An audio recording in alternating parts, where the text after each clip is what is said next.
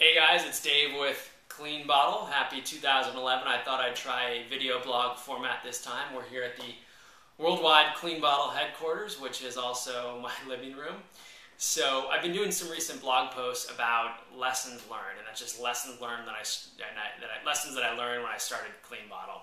And the whole goal is just to give kind of practical tips, things that worked, things that didn't work, things to think about when you're starting your own company. I read a lot of business books, a lot of self-help books when I was trying to start Clean Bottle, and very good theory, but not a lot of kind of war stories or kind of real kind of practical tips that would have been awesome when I was starting the company. And so hopefully this stuff will be interesting to you guys and valuable if you decide to start a company of yourself. So I want to talk to you today about pricing and how do you price your product, how I thought about pricing with Clean Bottle and things to think about. So my whole idea with Clean Bottle is not only am I going to make the best bottle in the world, but I wanted to say, hey, price it really cheaply. I'm going to make it an $8 bottle. So I got some quotes from some factories and say it came out at $3 per bottle, and I said, awesome.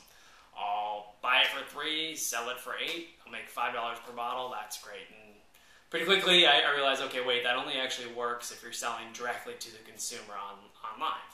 Most people buy bottles through bike shops. And so I went to a bike shop and I said, okay, hey, if I want you to sell this for $8, how much do you need to buy it from me from? And they said, oh, usually for anything under $50, we do Keystone pricing.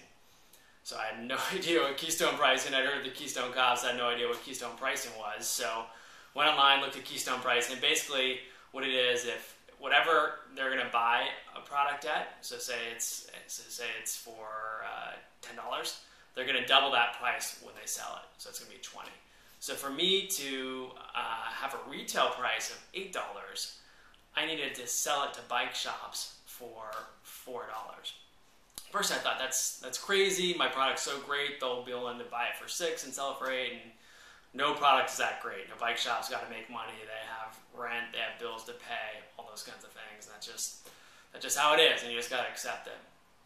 But it got even worse. So I thought that okay, it costs $3 to make. I'll sell it for $4, $1 per bottle. Awesome. Well, not awesome, but I guess that's okay.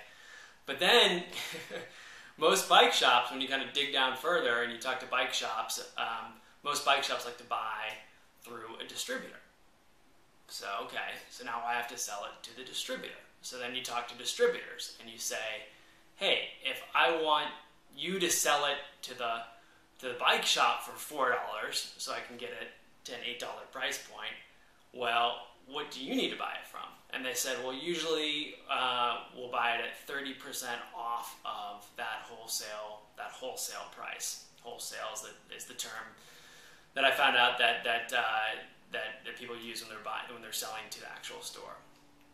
Okay, so now if I want to sell it for $4, basically to the bike shops, I need to be selling it for about $3, a little bit less than $3 to the distributor.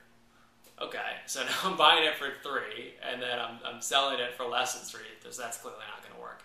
And also you got to realize when you get those initial quotes from the factories, you always got to put in some buffer, because they'll start off at, say, $3 or whatever it is, and then a couple months will go down the road and they'll say, oh, this project is actually really difficult. It's not $3, it's $3.50, or you didn't tell me you had to print a logo on it, so it's $3.75, and by the way, you got to ship it out from wherever you're shipping it from, sometimes China, and that'll add 25-50 cents per bottle. You have to pay tariffs, you have to pay insurance, all those kinds of things. So these things can really, really, really add up. So my advice to you is, whatever industry you're looking at selling, talk with the people that are ultimately going to sell your products. Talk with the shops that will sell your products. Ask them how much they need to buy it for, because it's different in every industry. For grocery stores, it's a lot less than Keystone. In some places, like high-end boutiques, it's actually more than Keystone. And then also figure out if they buy from distributors, because you need to add that margin in. And then whatever quote you get for how much you're actually paying for the product, you need to add a lot of buffer in there, because commodity prices go up, things happen, once the price is locked in, the factory can raise the price on you. So make sure that you get an agreement from them that they'll keep the prices consistent for a year. But there's just a lot to kind of think through. You know, general good rule of thumb, if you're selling a product, you need to make at least 50% profit. Because remember, you know, and we talked about this in an earlier blog post, if you're selling it to a bike shop, unless you're the person selling it to a bike shop, you're going to have to hire a sales guy to sell it. And then they'll take a percentage commission, you know, 10, 15% commission on the product. So you kind of have to factor that into your price as well. So there's a lot of things that come in. A lot of people need to make money. And so really kind of do your homework when you're thinking about what you want that retail price point to be, and make sure that you've kind of added up everything on both what you need to sell it for and then also what it's going to cost you, and put in plenty of buffer so that, you know, you can end up making money as well, so you can make more products and make great products. So that's the advice I have. If you guys have any questions, please email me at dave@cleanbottle.com. And thanks for listening. Ride clean.